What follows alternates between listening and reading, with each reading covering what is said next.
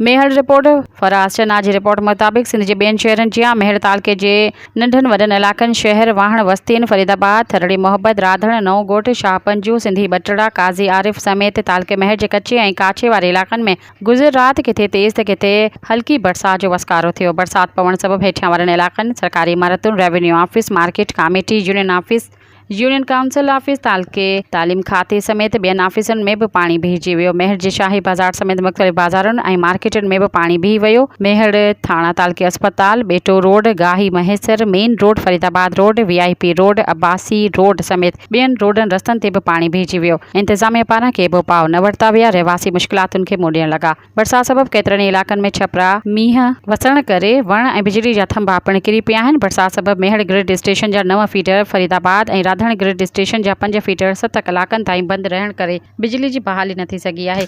SDO वाबडा Mushtaq Mirani मूजिबि त तारूं किरण सबबि समूरा फीडर बंदि पियल आहिनि। तेज़ बरसात सबबि तिर जे फसल ऐं सारियाली बेजारी खे नुक़सानु रसियो आहे। बरसात सबबि ॾियाहाड़ी ते मज़दूरी कंदड़ पोरियत रेहड़ो गाॾो हलाईंदड़ मज़दूरनि जी परेशानियुनि में इज़ाफ़ो थी वियो। बरसात सबबि सरकारी ऑफिस जो कारो वहिंवार बि न हली सघियो। मुलाज़िम ऑफिस ताईं पहुची न सघिया। बरसात सबबि मवासिलाती निज़ाम धरम भरम कारो वहिंवार ठप रहियो।